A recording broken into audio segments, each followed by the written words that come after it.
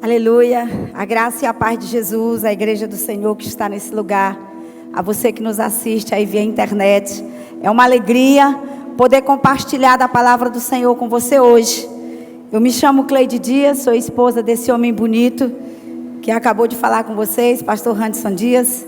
Nós somos discípulos do pastor Raimundo Nonato, e cuidamos da rede Manaim, e nós temos uma fala na nossa rede, melhor pastor, melhor discípulo. E eu quero que você diga aí que o seu pastor é o melhor, sua rede é o melhor, sua igreja é a melhor, porque quem dá valor àquilo que é seu é você.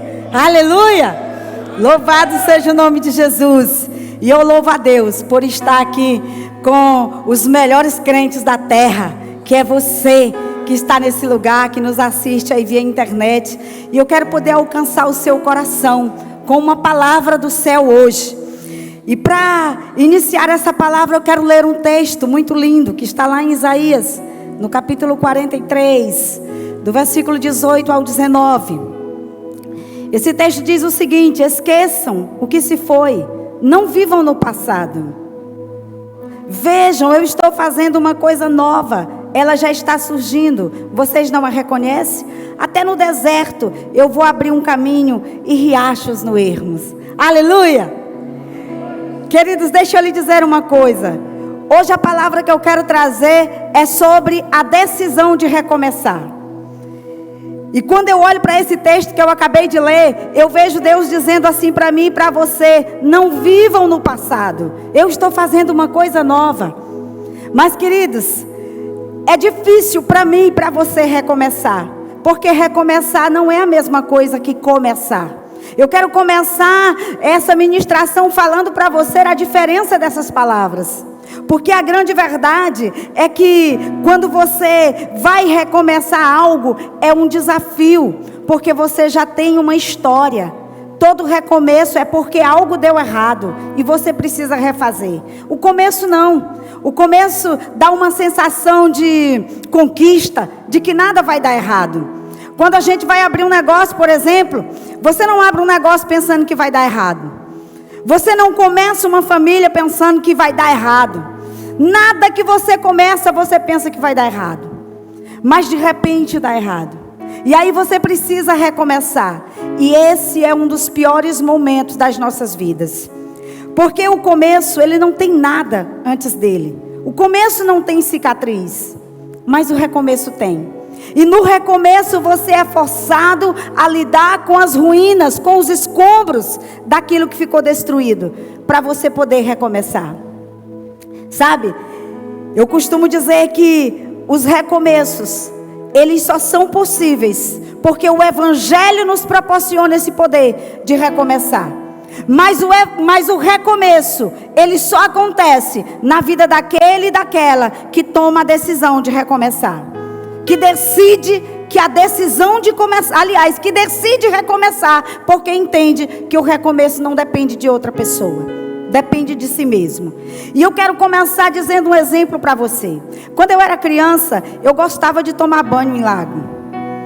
Eu lembro que alguns igarapés rasinhos, tomei muito banho, engoli muita piaba, achando que ia aprender a nadar. Quem nunca escutou essa história? Engole um peixinho que tu vai aprender a nadar. Quase morro de engolir peixinho.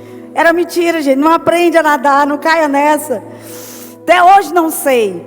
Mas com o hábito de entrar na água e achar tão bom, eu continuei e fiquei afoita, querendo ir em águas mais profundas. E eu me afoguei. Fiquei com medo, mas ainda tive coragem de entrar novamente e eu me afoguei. Pelo menos 3 vezes eu me afoguei e a última vez eu quase morri. E quando eu quase morri, eu tomei um pavor tão grande de água, que se você me chamar para tomar banho numa lagoa que dá no joelho, eu já não quero entrar. E por que eu estou lhe dizendo isso? Porque fazer algo que deu errado para você não é fácil e não é simples. A informação fica na sua mente. A sua mente registra que teve um problema, que algo deu errado. E você tem medo de fazer novamente. É por isso que recomeçar não é fácil. O recomeço é cheio de insegurança. É cheio de medo. E o começo geralmente é cheio de alegria, daquela sensação, vai dar certo, não vai dar nada errado aqui. E deixa eu lhe dizer mais uma coisa. Quando Deus começou a história com o homem, ele começou em um jardim. E como era lindo, como era maravilhoso. O homem recebia a visita de Deus todos os dias. Ele chegava a ouvir os passos de Deus caminhando naquele jardim, para visitá-lo, para conversar com ele. Como era lindo, já pensou? Eu fico imaginando, o jardim do Éden devia ser algo extraordinário, fora do comum, mais lindo que todo e qualquer jardim que você e eu possamos conhecer. Mas esse foi o começo de Deus. No recomeço de Deus não foi no jardim, foi numa cruz do Calvário, com angústias e dores, que o Senhor nos deu um recomeço, para que eu e você tivesse o direito de estar com Ele hoje, e ainda ter o direito de morar no céu.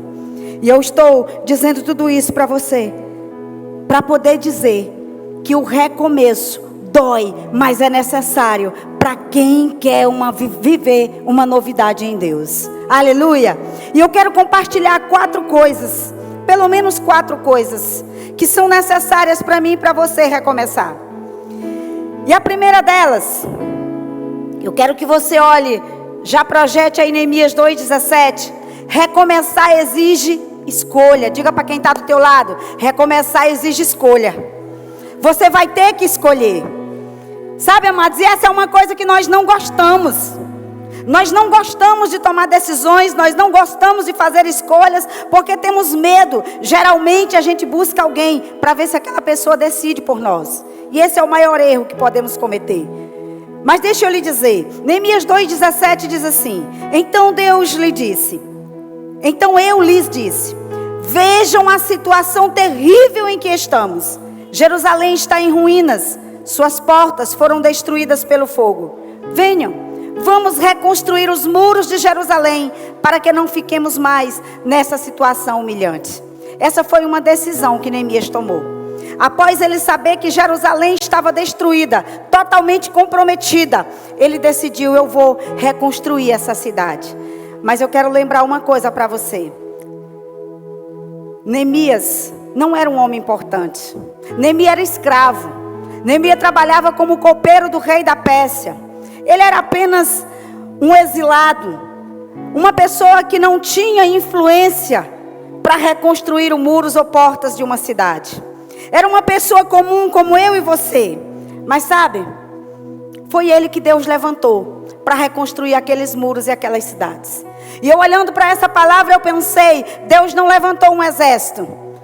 Deus não levantou milhares de homens para ganhar aquela guerra, para reconstruir aquela cidade. Deus levantou um homem chamado Neemias, e ele disse: Senhor, eu estou pronto. Eu quero lhe dizer que Deus não vai levantar um exército para muitas coisas. Ele vai levantar você. É você que Deus quer levantar nessa terra para fazer grandes coisas. Talvez você diga assim: pastora, eu não tenho dinheiro, eu não sou influente, eu nem sei falar direito, eu nem sou tão jovem. Eu quero lhe dizer que Neemias estava dentro dessas estatísticas também. Ele não tinha nenhuma dessas coisas que talvez você está pensando aí. Mas ele decidiu que ele era aquele que Deus tinha escolhido para reconstruir Jerusalém. E nós podemos aprender algumas coisas com esse homem chamado Neemias. Porque todos nós já precisamos de um recomeço na vida. E eu sei que hoje tem pessoas aqui que estão precisando recomeçar. E eu não sei qual é o recomeço. Talvez um novo trabalho, talvez uma nova vida em Cristo. Eu não sei qual é o recomeço que você precisa. Mas eu sei que Jesus está nesse lugar para dizer: eu estou com você. Esse recomeço vai ser diferente, porque você não vai fazer sozinho. Você vai fazer comigo. E comigo não tem como dar errado. Aleluia! O recomeço mais importante, amados, da minha vida e da sua vida é o dia que a gente se converte. É o dia que a gente aceita Jesus como Senhor e Salvador da nossa vida. E eu gosto de me lembrar de algo. Projeta para mim, por gentileza, Neemias 1:9. Deixa eu compartilhar algo com você. Neemias 1:9 diz assim: mas se voltarem para mim, obedecerem aos meus mandamentos, se puserem em prática os meus mandamentos, se puserem em prática, mesmo que vocês estejam espalhados pelos lugares mais distantes debaixo do céu, de lá eu os reunirei, os trarei de volta para o lugar que escolhi, para ali estabelecer o meu nome. Eu fico pensando, no dia que Neemias recebeu aquela notícia de que Jerusalém estava destruída, ele entendeu o quão importante era Jerusalém. Aqui a palavra do Senhor está dizendo: Jerusalém eu escolhi para fazer habitar o meu nome. Sabe o que isso significa, amados? Que você é a Jerusalém de Deus. Você e eu somos a cidade que o Senhor escolheu para habitar. E da mesma forma que aquela cidade estava destruída, em alguns momentos nos sentimos assim. E aquela cidade era importante, Neemias sabia da importância dela, por conta de que Deus havia escolhido aquele lugar para fazer morada nele. E aí está, porque a necessidade minha e sua de reconstruirmos as nossas vidas nele, porque nós somos importantes para ele. Você é a Jerusalém de Deus. 2 Coríntios, no capítulo 5 e no versículo 17, um dos textos mais lindos da Bíblia, era o que eu mais lia quando me converti, diz o seguinte: portanto, se alguém está em Cristo, é nova criação. As coisas antigas já passaram, e eis que tudo se fizeram novas. Talvez esse seja o recomeço mais simples, o menos trabalhoso. Porque, queridos, eu quero lembrar você de algo aqui. Nós não temos muita dificuldade com alguém que vem para Jesus pela primeira vez. Nós não temos muitas dificuldade com aquelas pessoas que tiveram uma vida errada e elas de repente aceitam Jesus. E eu já quero declarar que hoje é dia de salvação. Esse culto é culto de salvação, em nome de Jesus, aleluia. Amados, mas é difícil a gente ter misericórdia com o recomeço. Alguém que veio para a casa do Senhor, alguém que andou com Jesus e de repente deu uma prevaricada e agora ele volta. Alguns de nós podem olhar e dizer: só se fingindo de crente, mais uma vez tentando enganar. Por que eu sei disso? Porque eu já falei isso, amados. Na minha trajetória de cuidar de gente, eu já falei muita besteira. E eu quero lhe dizer uma coisa. Lá em Gálatas 6, no versículo 1, Paulo nos dá uma advertência. Irmãos, se alguém for surpreendido em algum pecado, vocês que são espirituais, deverão restaurá-lo com mansidão. Cuide-se, porém, cada um, para que também não seja tentado. O que Paulo está dizendo é o seguinte: olha, poderia ser você nessa situação. Quando a gente olha para alguém que falhou, que cometeu coisas que aos nossos olhos são muito graves, porque é nós que ficamos medindo o tamanho de pecado. Lá no céu não tem. Eu acredito que não tem esse aparelho que mede se aquele pecado é grande ou é pequeno. Nós fazemos essa medição. E se for um pecado moral, então, parece que é mais grave do que qualquer coisa para nós. E é muito difícil nós olharmos com misericórdia, com compaixão. Mas o que Paulo está dizendo aqui é que essa compaixão é necessária, porque poderia ser eu, poderia ser você. É um tempo, amados, que Deus tem falado comigo, Cleide Dias, para que eu aumente a compaixão e a misericórdia com outras pessoas que estão recomeçando a vida. É tempo de compaixão, é tempo de misericórdia, porque se a igreja de Jesus não tiver essa compaixão, quem vai ter, amados? Se a Bíblia diz que nós é que somos o sal da terra, se a Bíblia diz que nós é que somos aqueles que vamos restaurá-los. Sabe, no Salmo 37, versículo 23 e 24, diz algo, vamos ler comigo. O Senhor firma os passos de um homem bom, quando a conduta deste o agrada. Ainda que tropece, não cairá, pois o Senhor o toma pela mão. Deus nunca deixará você prostrado, a não ser que você tome a decisão de ficar ali. Mas se você decide levantar e caminhar, Deus jamais deixará você prostrado. Provérbios 24:16 diz o seguinte: pois ainda que o justo caia 7 vezes, tornará a erguer-se, mas os ímpios são arrastados pela calamidade. Sabe, amados, você vê aqui o salmista falando de uma vez, de se tropeçar uma vez, o escritor de Provérbios falando em 7 vezes, e aí eu fico lembrando, talvez isso tenha alterado a mentalidade de Pedro, ou tem ajudado Pedro a perguntar para Jesus: Jesus, é até 7 vezes que a gente tem que perdoar um irmão? E Jesus disse: não só 7 vezes, Pedro, mas até 70 vezes 7. Diz aí para o seu irmão: você vai precisar me perdoar, irmão, muitas vezes. Aleluia. Amados, às vezes a gente não aguenta perdoar pela 2ª vez, não é assim? Na 3ª a gente já quer matar, e tem gente que já quer fazer isso na 1ª. Não é fácil, mas se a gente pedir socorro de Deus, Ele vai nos ajudando, porque em nós não há nada bom. Já disse o pastor Nivaldo ainda há pouco: em nós não tem nada que é bom, quem é bom é Ele. E se a gente correr para Ele, as coisas mudam na nossa vida e na vida das pessoas. Ele nos ajusta, amado, e nos coloca nos trilhos de novo. Aleluia. Deus quer recomeçar a minha história e a sua história. Talvez você diga assim: pastora, a minha vida está ótima. Talvez a sua vida esteja, e a vida de alguém que está pertinho de você, o seu vizinho, não esteja tão bem assim. E todas as vezes que nós pensamos em novas histórias, nós precisamos lembrar que alguém mais além de nós está precisando de socorro. Foi isso que Neemias pensou. Amados, Neemias, apesar de ser escravo, ele vivia num palácio. Ele tinha comida em abundância, ele tinha dormido, ele tinha conforto, ele tinha tudo. Ele poderia ter permanecido lá, como alguns de nós fazemos. Tá bom para mim? Então tá tudo certo.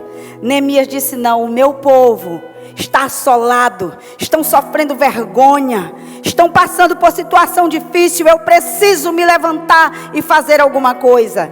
Então a primeira coisa que eu quero dizer a você é que recomeçar exige uma escolha. Você vai ter que decidir se vai ficar do jeito que está, ou se você quer viver um tempo melhor, um tempo diferente.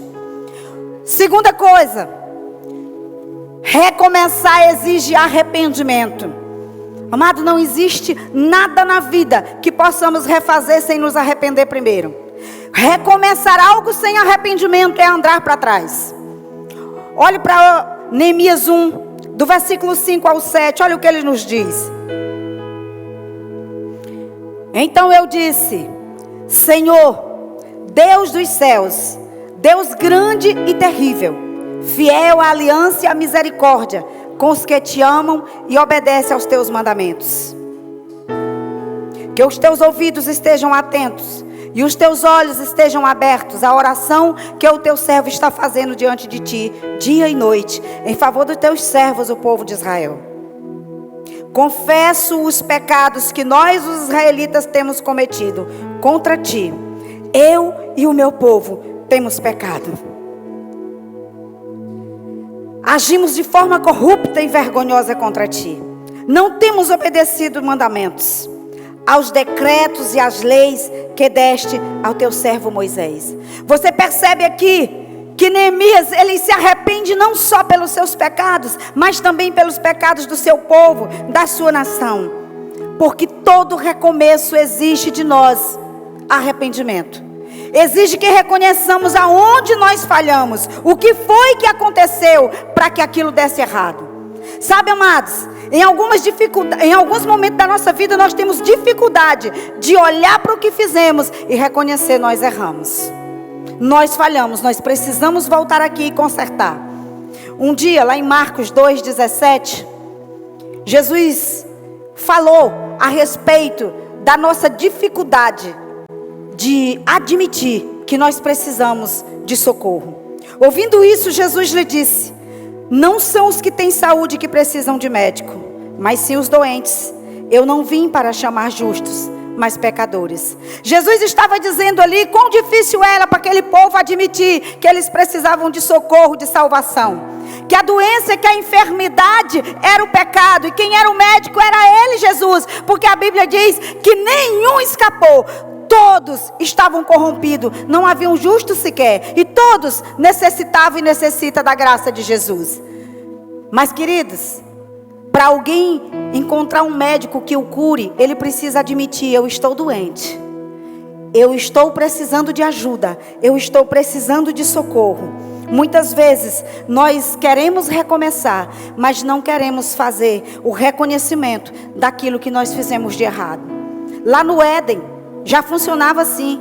Quando Adão pecou, quando Eva pecou, e Deus veio pedir conta daquela situação, quando Deus chega em Adão, o que Adão diz para ele? A culpa é da mulher que tu me deste, ou seja, tu, Deus, é culpado por ter me dado essa mulher que me fez pecar. Quando Deus procura Eva, e aí ela diz, Deus foi o diabo. E é o que muita gente continua dizendo, é o diabo, Elisângela, tu sabe que é o diabo. O diabo, pastor, sempre atentando a minha vida. E é sempre o diabo. E eu não estou dizendo que o diabo não tem culpa, não, porque culpado ele já é. Eu estou dizendo é que o diabo não força nenhum de nós a cometermos pecado. Ele nos dá ideia, ele nos tenta, mas a decisão sempre será minha e sua. Eu já atendi pessoas dizendo assim, pastora, o diabo entrou esse mês lá em casa, foi furioso. Pastora, meu cartão estourou. O cão pinotou. E eu aqui pensando, será que o diabo pegou o cartão dessa abençoada e foi lá no shopping fazer conta? Será que foi ele? Amados, é natural nós atribuirmos ao diabo. Eu atendo casais de vez em quando. E o relatório de alguns é assim, pastora, o diabo lá em casa está se levantando. Aí eu vou escutar. Pois me conte, minha filha, onde o diabo se levantou. Pastor, o diabo está usando meu marido. A senhora acredita, meu marido se tornou agressivo de um dia para a noite. Me maltrata, aí conta a situação. Eu digo, me conte a situação antes disso aí. Antes. O que levou o seu marido a ser usado pelo diabo, como você está falando? E na história, eu sempre encontro o diabo em quem está me contando. Aí eu descubro quem era o diabo. Eu digo, nós vamos orar e vamos expulsar esse cão hoje, porque ele vai sair da sua casa, aleluia. Porque, amados, muitas vezes nós atraímos o diabo com a boca. Desonra, desrespeita o cônjuge, daqui a pouco dá uma confusão dentro de casa, tira a paz, tira a harmonia, foi o diabo. Não, mas o diabo atentou, mas você é que decidiu. O meu pastor, ele me ensinou uma fala, que é para a vida inteira. Eu sempre fui uma pessoa muito exagerada, como ele diz, né? Ele diz que eu sou exagerada. E ele me ensinou algo, aquilo que está fora não pode alterar aquilo que está dentro. Amado, não existe nada que alguém possa fazer com você que altere quem você é, a não ser que você deixe. Sabe, é típico daquelas situações de pessoas que dizem assim, fulano me ofendeu. Não, amado, fulano não te ofendeu. Você permitiu, você autorizou alguém lhe ofender. Eu costumo dizer que o ofendido, a ofensa tem muito mais a ver, ofensa com o ofendido do que com o ofensor. Porque muitas vezes a pessoa nem lembra. Em alguns lugares, ministrando encontro ou seminário, algumas pessoas me param e dizem assim, pastor, eu quero lhe pedir perdão. Eu digo, oh meu Deus, o que foi que eu fiz com essa pessoa agora? Às vezes, amada, eu escuto, o que eu mais escuto, eu não vou com a sua cara. Mas eu lhe fiz algum mal? Não, eu só não suporto olhar para a sua cara. Quando a senhora passa, eu já fico zangada. Eu digo, irmã, pois me perdoe, eu não posso mudar a cara, só tem essa. Eu já rio, né? Eu já começo ali a sorrir com a pessoa, peço perdão, oro. Já tem outros, amados, que diz, eu zanguei com a senhora, pastora, tem alguns anos. Porque um dia eu estava lá em tal lugar e a senhora passou e não me viu. Aliás, me viu e fingiu que não viu. Ô irmão, se eu tirar esse óculos eu não vejo ninguém, nem o casal que está aqui na frente. Então se você me vê por aí assim, eu sou míope. Eu uso óculos é porque eu não enxergo. Então eu só enxergo assim, eu nem enxergo ele direito aqui, o tangedor. Então provavelmente aconteceu algumas situações assim. E aí eu vou ter que sarar o coração da pessoa. Ô irmão, me perdoa. Naquele dia eu não lhe vi. Amados, nós estamos passando numa geração assim. Não sorriu para mim, não me viu. E vai juntando essas coisas. E aí as coisas começam a dar errado na vida. Aí começa a dizer, foi o fulano, foi o cicrano. Amados, e a vida para. E Jesus doido para recomeçar uma nova história. Eu acho que algumas vezes o Senhor nos olha, gritando, orando, buscando a Ele, jejuando. Deus, eu quero um novo tempo. E Deus diz, eu estou esperando tu ir lá em tal lugar, consertar alguma coisa. Eu estou esperando você se posicionar com relação a tal coisa, para que eu comece um tempo novo na tua história. Eu estou ansioso para te entregar. Amado, quem quer abençoar você é Deus. Eu tenho descoberto que quem amarrou a minha vida por muitos anos foi eu mesmo, amados. Porque o prazer de Deus é nos abençoar. Mas como diz o meu marido, a gente se amarra com imbira podre, com bobagem, com besteira, com coisas que nem chegaram a acontecer. Sabe? Não cobre das pessoas o milagre que só Deus pode fazer. Quantos milagres eu cobrei das pessoas? Sabe, eu me lembro que antes de ser pastora, esse era um sonho meu. Eu sou pastora por escolha, porque eu escolhi. Às vezes eu tenho uma sensação, já até compartilhei isso com o meu pastor, digo, será que Deus ia deixar eu ser pastora mesmo? Será que ele não ficou, foi zangado e disse, olha, pega menina, sai daqui, igual quando a gente dá uma coisa para um menino que está abusando demais? Porque eu queria, eu desejava ser pastora. Eu queria fazer o que Jesus fazia, eu queria cuidar de gente, e eu não queria saber. E pelos lugares que eu andei, eu dizia, o pastor fulano que está me atrapalhando. É o meu líder que não está acreditando em mim, a culpa é dele. E eu levei, amados, eu falei muito essa ladainha durante muitos anos. Até eu encontrar um pastor Raimundo Nonato. Primeira palavra que ele deu para mim, eu me lembro como se fosse hoje. Dia 15 de junho de 2009, debaixo de um pé de caju, lá no lago. No outro dia ia ser o meu aniversário. Faz muitos anos, foi em 2009. Ele não lembra disso, mas eu lembro. Ele disse assim, hoje Deus está lhe entregando um cajado. E ele não era doido para lhe entregar antes desse tempo. Aí naquele dia eu entendi que a culpa não era dos líderes que já tinham passado por mim. Ele estava respondendo ali a ladainha que eu vinha falando a vida toda, que eu não era pastora por conta dos outros. Eu não era porque eu não tinha me posicionado, porque eu não estava pronta. Sabe, é uma das coisas que Deus quer lhe entregar, só depende de você. Ele está esperando é você, crente, se levantar e dizer, Deus, eu tomo posse, eu decido, eu não quero mais viver essa mesmice que eu tenho vivido. Eu decido hoje recomeçar. E eu quero declarar que hoje é um dia de recomeço. Recomeço ministerial, recomeço familiar, recomeço de salvação em Deus, recomeço na educação dos filhos. Você vai se posicionar diferente a partir de hoje, no nome poderoso de Jesus. Aleluia. Sabe, mas arrependimento ele exige uma coisa. Ninguém se arrepende sem humildade. E eu preciso lhe dizer o que é humildade, porque às vezes a gente pensa que humildade é uma fala, é uma sensação. Mas humildade é uma roupa. Humildade é uma veste que nos cobre. E toda vez que o orgulho chega, ele remove essas vestes de nós. E nós ficamos acessíveis a demônios. E eu estou lhe dizendo isso porque eu já vivi muitas coisas. O manto da humildade nos protege de coisas desastrosas. Sabe? Você conhece a história dos pastores desse ministério? Se você não conhece de ver, conhece de ouvir falar. Quantas calúnias, quantas tristezas, quantas decepções pastor Nonato e pastora Maria de Jesus viveram. Mas se tem uma característica que está explícita neles, se chama humildade. Você conhece o tamanho da humildade do seu pastor. E talvez por isso eu não tenho dúvida que esse ministério seja tão extraordinário. Uma vez alguém me disse assim, tem quantas igrejas de Imperatriz? Eu disse 23. A pessoa disse, saíram tudo da Ágape? Foi. E lá é um minador? Eu digo, é um minador. E qual é o segredo? A obediência de um homem e de uma mulher que tiveram coragem de dizer sim para Deus e não olharam mais para trás. Que não saíram por aí olhando para as distrações, para alguém que estava dizendo A ou B, eles continuaram olhando para o chamado. E é isso que nós precisamos fazer.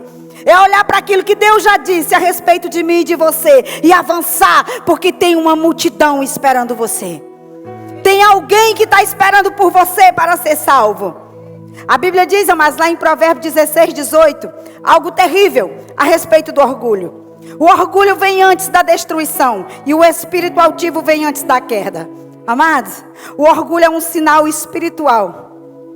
Eu estou lhe dizendo, Porque eu passei por uma situação muito séria no ano de 2006, 2007, não me recordo exatamente, mas foi por aí. E eu descobri, amados, que o orgulho, ele reúne os demônios da vergonha, da destruição e da derrota. Sabe, todas as vezes que uma pessoa, ela se torna orgulhosa, e eu vou já dizer para você o que é orgulho, vou lhe dar alguns exemplos, porque muita gente pensa que orgulho é só quando eu tenho algo e eu fico por aí, esnobando os outros porque eu tenho. Mas tem muitas coisas que são orgulho em nós, que nós não percebemos. E quando você é orgulhoso, esses demônios se reúnem para destruir você. E eu já passei, amados, por vergonha, por destruição, por frustração, que eu entendi que não tinha jeito para mim. Sabe, mas como tudo tem jeito para Jesus, eu estou aqui para dizer para você que não importa quão profundo seja o abismo que você desceu, o braço de Deus é maior do que isso, para lhe alcançar e lhe levantar hoje. Aleluia! Eu sou a expressão da graça e da misericórdia de Deus. Há 16, 15 anos atrás, eu não tinha autoridade nenhuma para estar aqui. Mas no final dessa mensagem você vai compreender porque eu estou aqui. E Deus tem um lugar para você. Deus tem algo para você fazer. Eu não sei como é que você chegou aqui hoje, mas eu quero dizer que você vai sair diferente. Quando você se orgulha por algo, o manto da proteção, a veste da humildade é retirada de você, é automático, amados. Não depende de você. O orgulho chegou, essa veste é arrancada, é removida de você. E por causa disso, os demônios começam a tocar em você. E pior do que isso, olha o que está escrito no Salmo 16:5. Pior do que isso.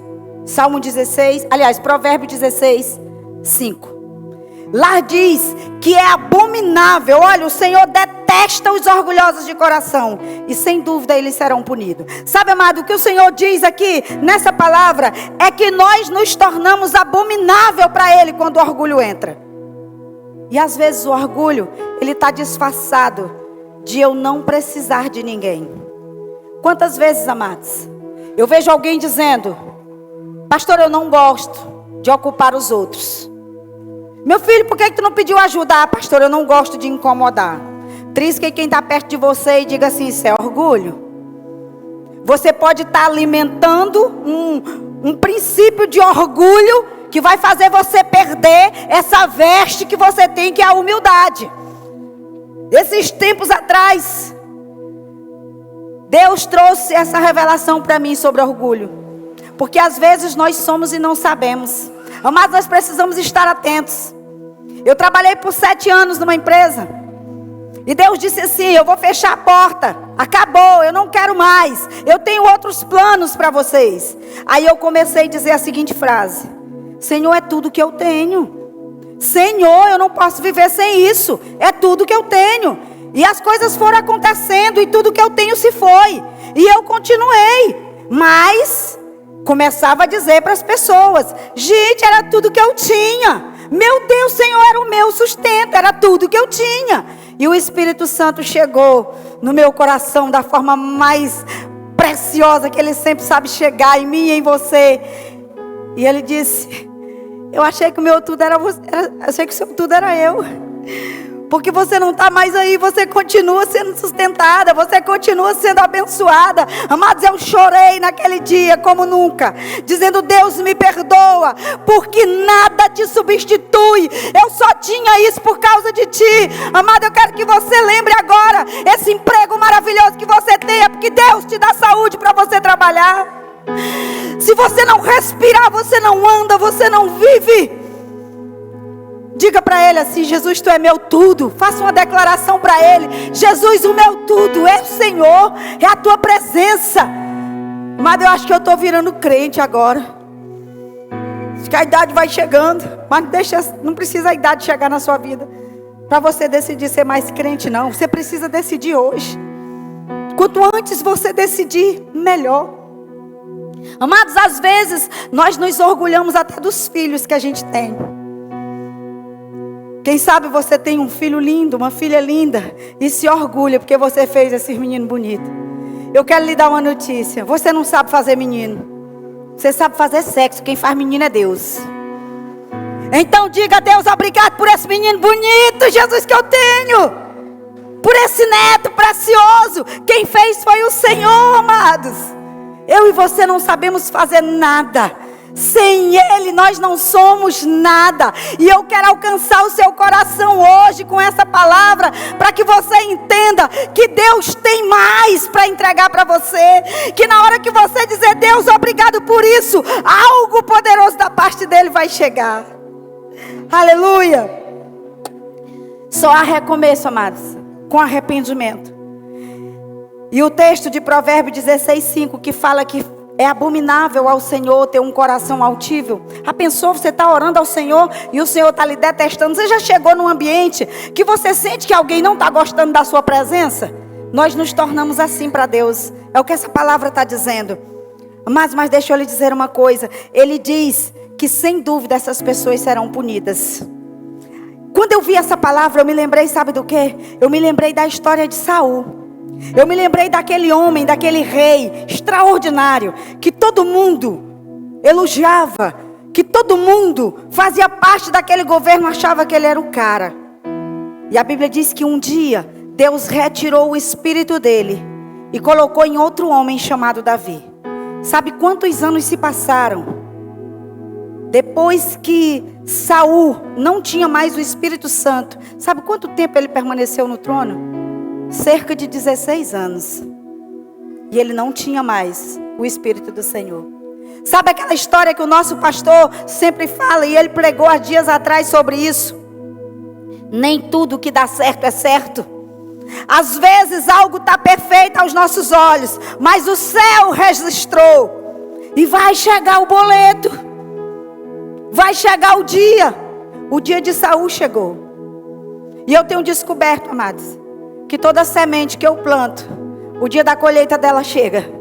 E eu tenho pedido ao Senhor entendimento, revelação, para me melhorar nas coisas pequenas e não olhar só para as grandes, porque nós olhamos muito para aquilo que é grande, amados. Talvez se na nossa época um dos nossos irmãos fizesse o que Davi fez, pegando a mulher do outro e ainda mandando matar o marido dela, talvez eu e você não deixasse Davi passar daquela porta. Talvez nem graça e paz a gente daria para ele.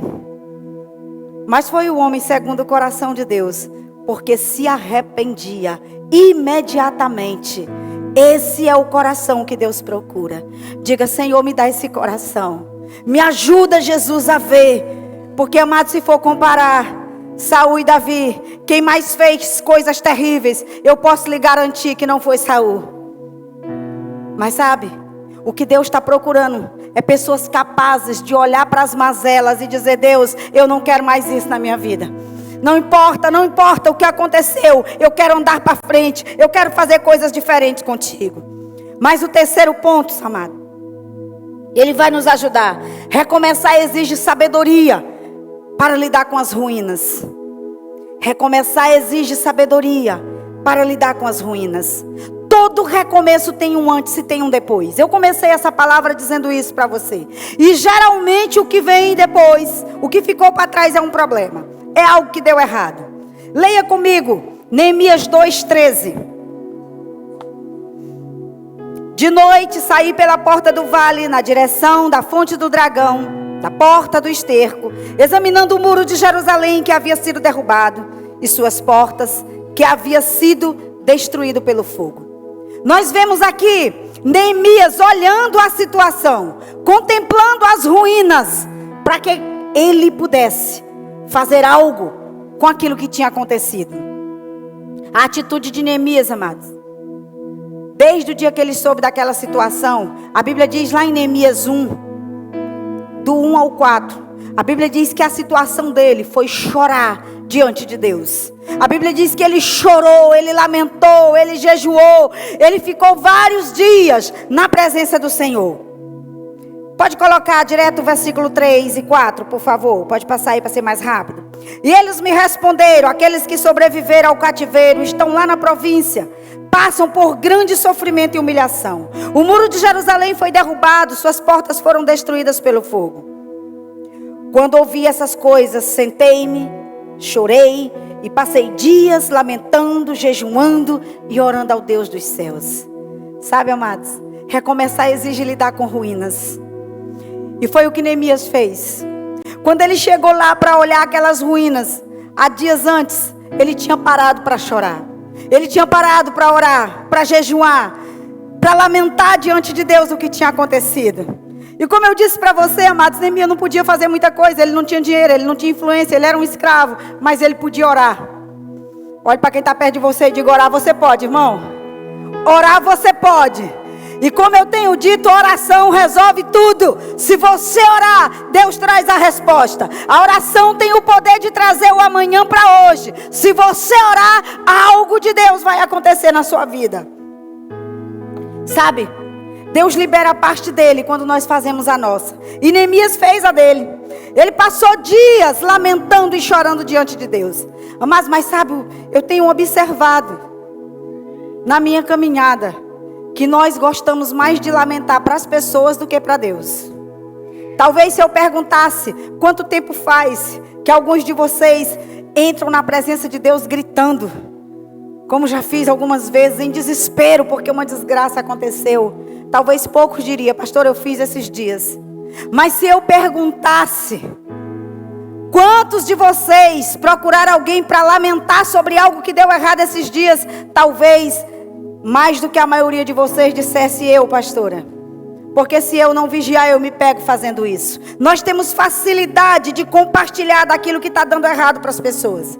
Mas eu aprendi, amado, que quem quer restauração, corre para Deus. E quem quer pena, corre para as pessoas para lamentar. Nós vivemos uma geração onde desaprendemos a buscar na presença de Deus a solução para as nossas vidas. Nós corremos na primeira pessoa, na mais amiga, no mais próximo, para dizer: eu estou passando tanta necessidade. O meu líder não tem ligado para mim. A minha família não tem ligado para mim. Eu estou sendo abandonada pelas pessoas. Amados, essa é uma realidade. Quem é líder de célula aqui? Você sabe do que eu estou falando. Todo líder de célula sabe o que é isso. Mas eu quero acordar você hoje, amados. Tem gente morrendo e matando outros com a sua fala. Porque aquilo que está lhe consumindo é para correr para Deus lhe dar socorro, como Neemias fez. Mas muita gente vai para as pessoas. Aí deixa eu lhe dizer um exemplo. Imagina aí que eu sou a discípula da Elisângela. E eu estou passando por uma situação difícil. Aí eu procuro a pastora Gracilene. Pastora Gracilene, estou muito chateada. Porque olha, eu perdi meu trabalho, eu não estou bem.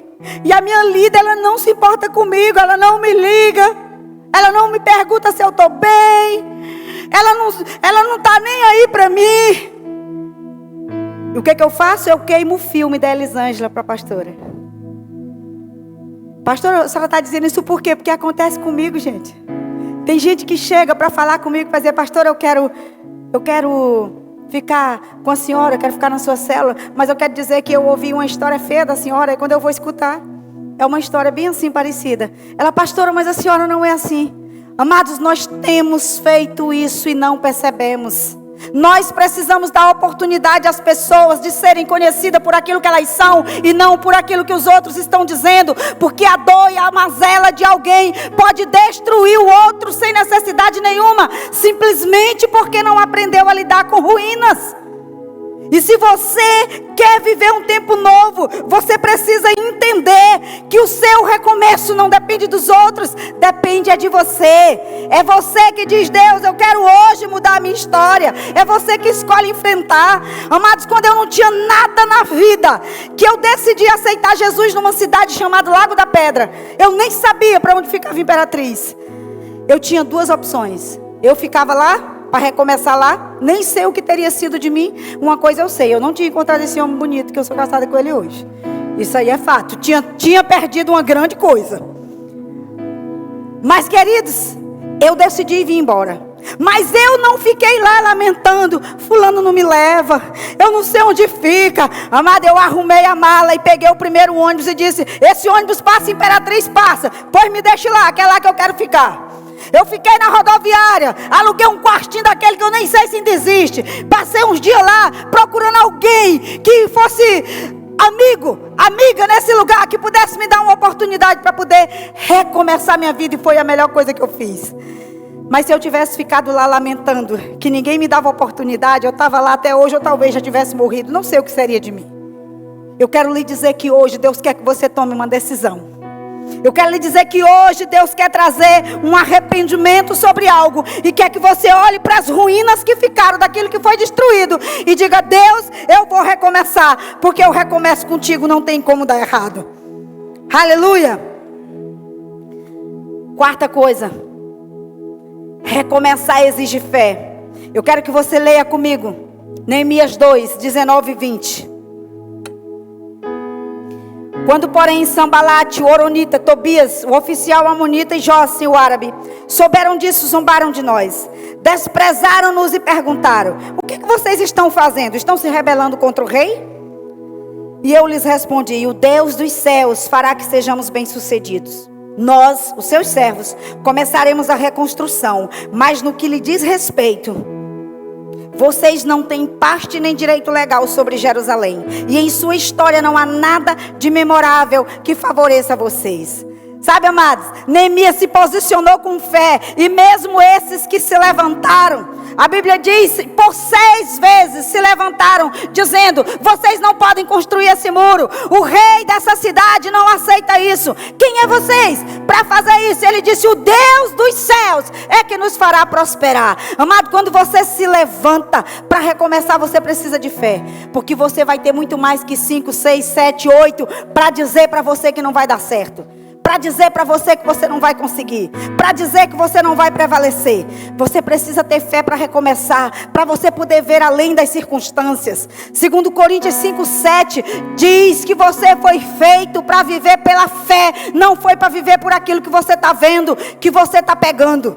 E eu sei que tem alguém aqui nesse lugar hoje que está precisando ativar a sua fé para acreditar que a sua realidade não é isso que você está vivendo, não é isso que você está conseguindo pegar. A sua realidade já foi gerada por Deus, e Ele quer começar isso hoje na sua história, na sua vida. Amado, você não controla o que você sente, mas você pode controlar o que você fala. E Hebreus 11:1 diz que a fé é a certeza daquelas coisas que não existem. É a convicção daquelas coisas que ninguém pode ver e apalpar ainda. Mas isso se chama fé, e você é capaz de ativar isso hoje na sua vida. Sua fé não depende dos acontecimentos. A fé é uma escolha, amado. A fé é uma decisão. A fé não é uma sensação. Sabe, tem muita gente que vive achando que está vivendo de fé, mas vive por sensação. Ah, parece que aquilo ali vai dar certo, então eu creio que vai dar. Não, mas Deus nos chamou, foi para crer contra as adversidades. Foi para ver além da curva como Ele vê. Foi para enxergar além daquilo que todo mundo está vendo. É para isso que Deus chamou a mim e a você. E eu quero que você enxergue hoje pelos olhos da fé aquilo que Deus está gerando para você. O texto que eu li no início diz que Ele já fez uma coisa nova. Ei, pare de viver de passado. Deus é futurista. Quem gosta de passado é Satanás. E sabe por que eu sei disso? Porque no dia que eu decidi recomeçar em Deus, o diabo se levantou e tentou me parar muitas vezes. Mas o diabo usa pessoas, viu? O diabo é espírito. Ele precisa de um corpo para tentar. E muitas vezes eu fui tentada a parar, a desistir do recomeço que Deus estava me dando. Sabe, mas eu decidi crer contra as circunstâncias, porque eu entendi que fé era uma escolha, que fé era uma decisão minha, que se eu cresce, o Senhor ia fazer o que precisava ser feito. Eu quero lhe dizer que talvez você não tenha as condições necessárias, talvez você não tenha aquilo que você gostaria de ter, mas você não precisa de nenhuma das coisas que você acha que precisa. Às vezes nós ficamos olhando para os nossos recursos e imaginando que Deus, para fazer algo em nós, precisa dos nossos recursos. Às vezes Ele vai usar, amado, quando temos, mas Ele não depende de recursos da terra. Ele depende do céu. No céu não tem crise, no céu não tem greve, aleluia. Como o meu pastor diz, é só puxar. Estenda o seu braço e puxa aí o que você quer puxar hoje. Senhor, eu quero isso. Puxe hoje pela fé, porque é pela fé que você consegue trazer para a terra aquilo que você tem. Às vezes você tem vontade de fazer um gesto dentro da igreja, mas fica: eita, mas o irmão vai pensar que eu estou doido. Que pense, meu irmão. Tu está preocupado de alguém pensar que tu está doido? Ou tu quer mudar de vida? Muda de vida, crente. Para de maquiar as coisas no nome de Jesus. Eu desisti. Eu disse: Deus, eu não quero maquiar nada. Eu preciso ser eu. E dizer: Deus, eu preciso. Porque quem quer mudar de vida sou eu. Mas eu já fui essa pessoa, amados. E eu luto todo dia para não voltar a ser. Não, eu tenho que ficar comportadinha porque fulano vai ver.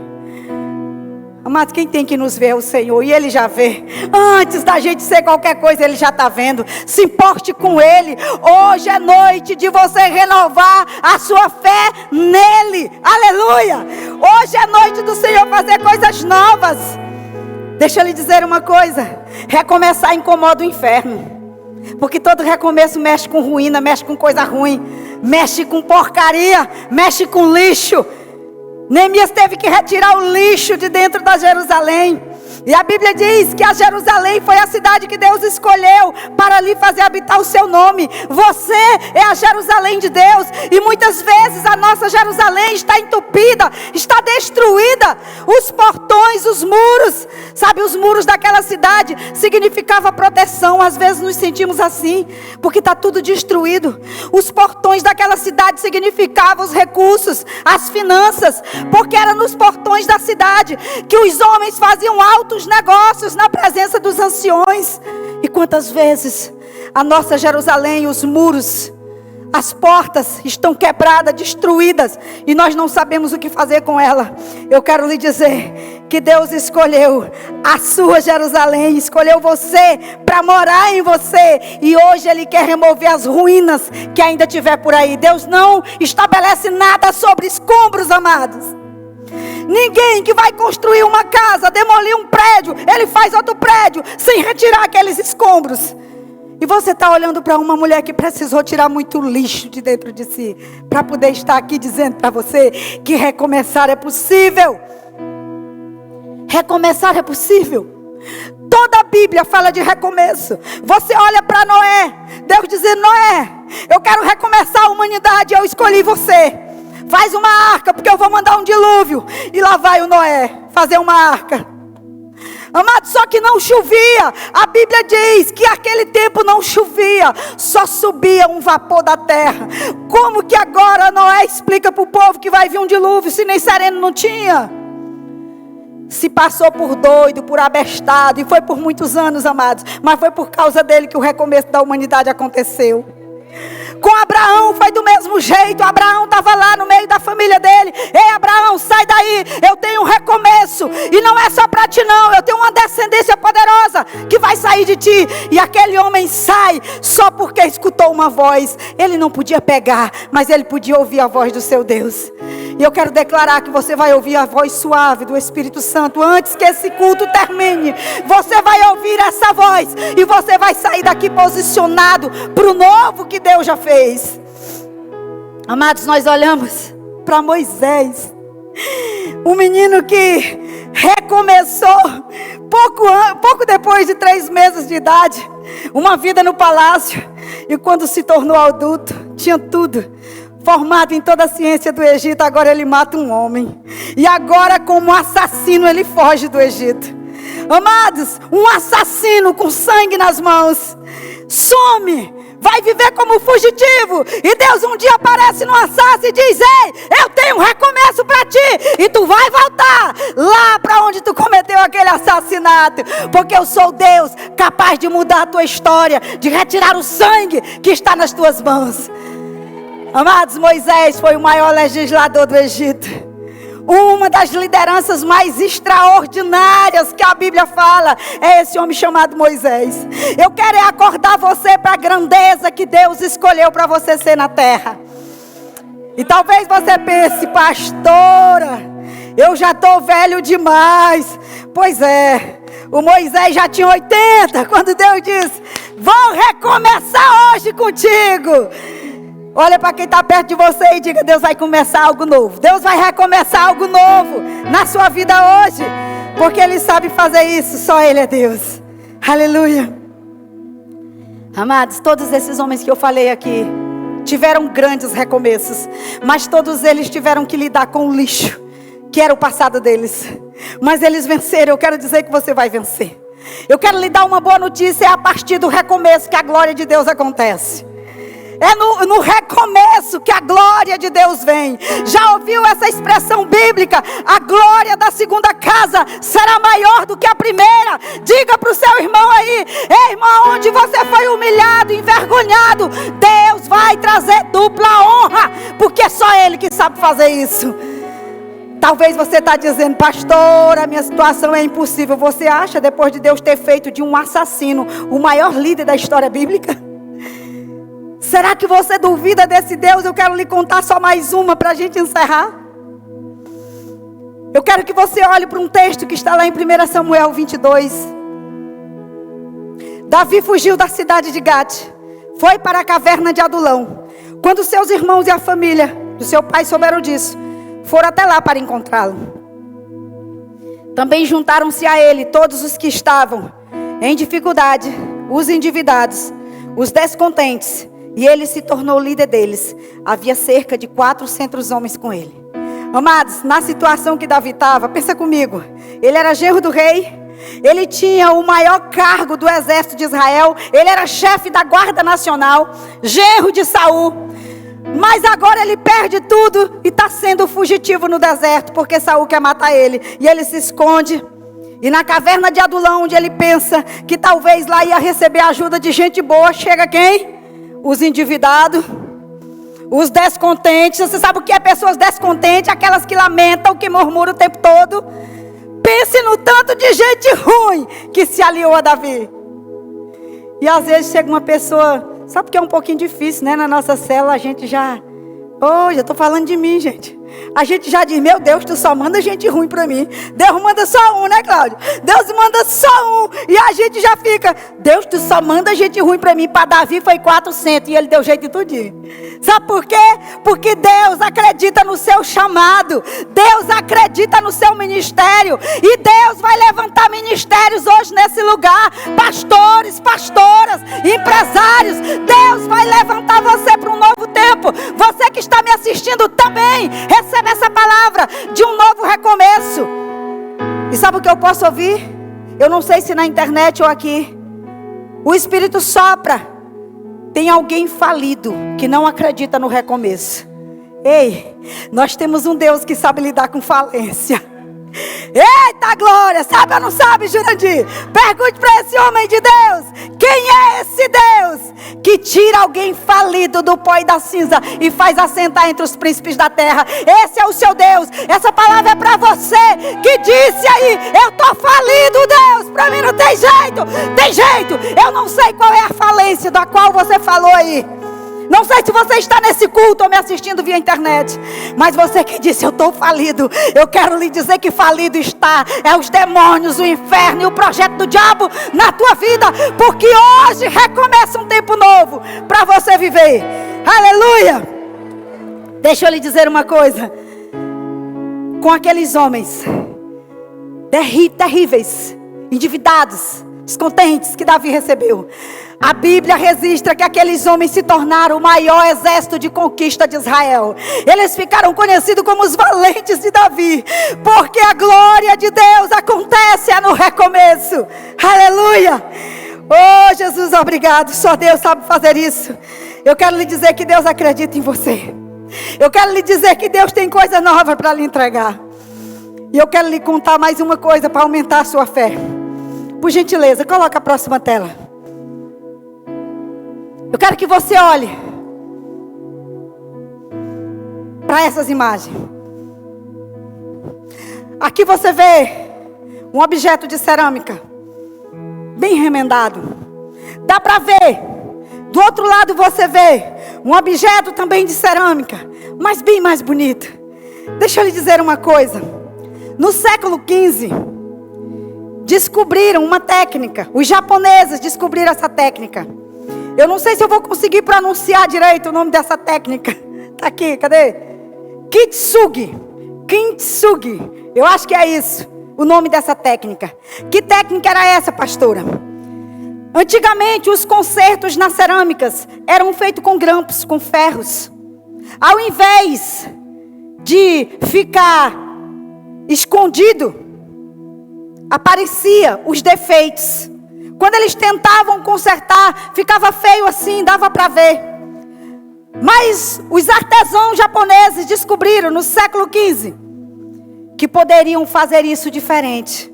Então eles fizeram uma nova arte. Ao invés de botar pregos, grampos, eles começaram a colocar fios de ouro nas partes quebradas das cerâmicas. E sabe o que acontecia? Eu não sei o que você faz quando uma xícara sua cai no chão e quebra.